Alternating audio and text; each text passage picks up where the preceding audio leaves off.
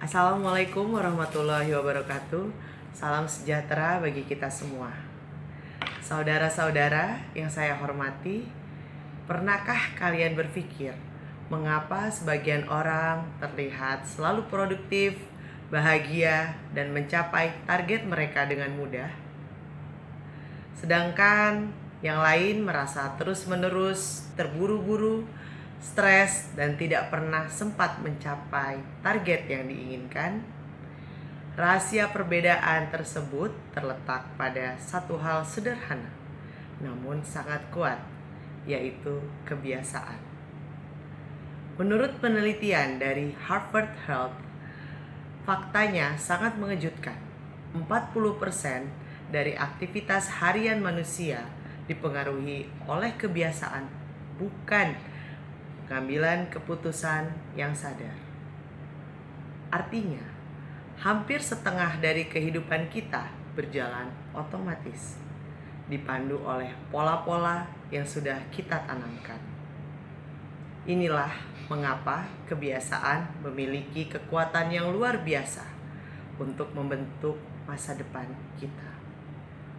Pada kesempatan hari ini, saya ingin berbagi pentingnya membangun kebiasaan positif dan bagaimana kalian, mahasiswa, pelajar, pekerja pemula, dapat memulai perjalanan transformasi diri melalui kebiasaan-kebiasaan sederhana namun powerful.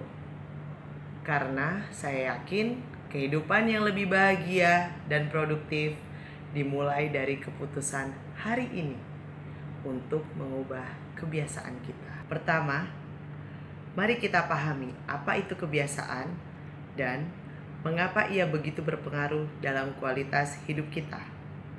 Kebiasaan adalah perilaku berulang yang secara otomatis tanpa memerlukan kesadaran penuh.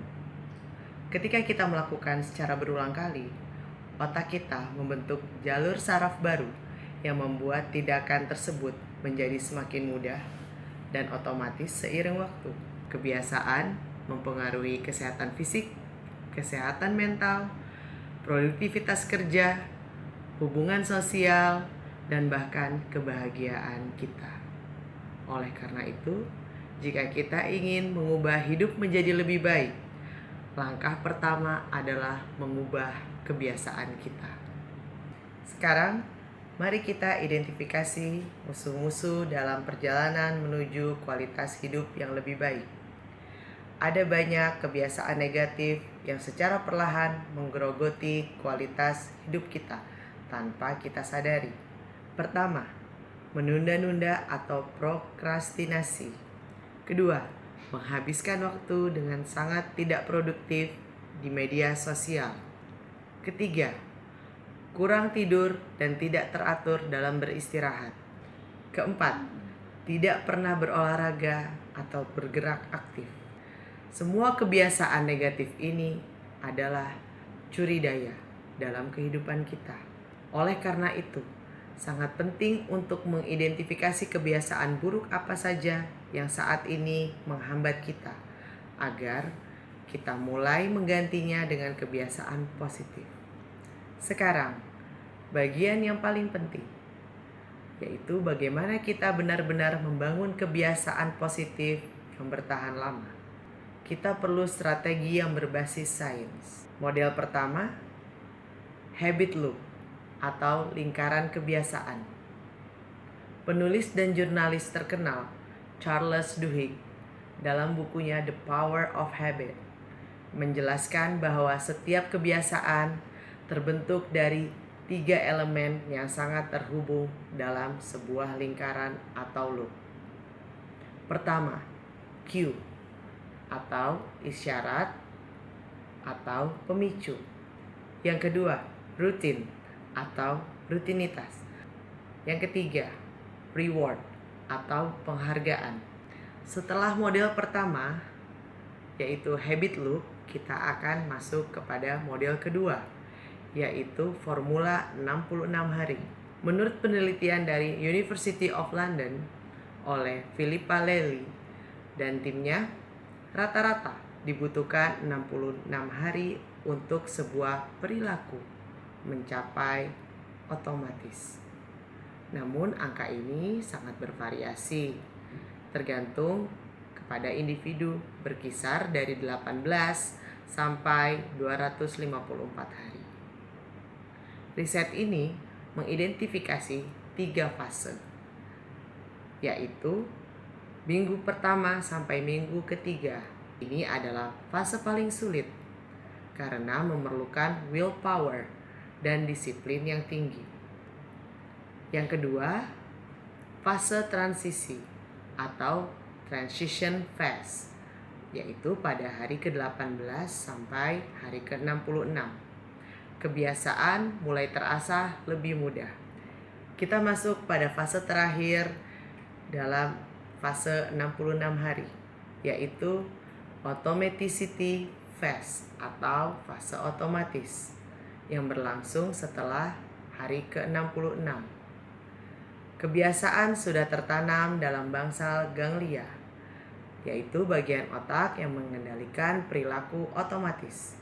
Sekarang kita akan membicarakan model ketiga, yaitu mode praktis membentuk kebiasaan. Sekarang bagaimana kita mengaplikasikan pengetahuan ini? Ada beberapa strategi praktis yang terbukti efektif. Yang pertama, mulai dari yang sangat kecil. Jangan langsung membuat hal atau target yang besar. Yang kedua, kaitan dengan kebiasaan lama. Hubungkan kebiasaan baru dengan kebiasaan lama yang sudah otomatis. Yang ketiga, tracking sederhana. Gunakan kalender untuk mencoret atau mencentang setiap kali kalian melakukan kebiasaan baru. Yang keempat, fleksibilitas 80/20. Penelitian menunjukkan bahwa kalian hanya perlu melakukan kebiasaan 80% dari waktu atau 8 dari 10 hari agar kebiasaan tetap tertanam. Yang terakhir, reward yang bermakna. Reward ini mengaktifkan dopamin loop di otak yang mengajarkan otak bahwa kebiasaan ini akan menghasilkan kesenangan. Sekarang saya ingin memberikan beberapa contoh kebiasaan positif yang sangat praktis dan bisa kita mulai hari ini. Pertama, bangun pagi dan merencanakan hari. Yang kedua, teknik Pomodoro untuk fokus. Yang ketiga, minum air putih yang cukup. Yang keempat, berolahraga 30 menit setiap hari. Yang kelima, membaca sebelum tidur. Yang keenam, refleksi diri di akhir hari. Penelitian dari Journal of Clinical Psychology menunjukkan bahwa pembentukan kebiasaan positif secara bertahap dapat meningkatkan kesehatan mental dan mengurangi stres secara signifikan.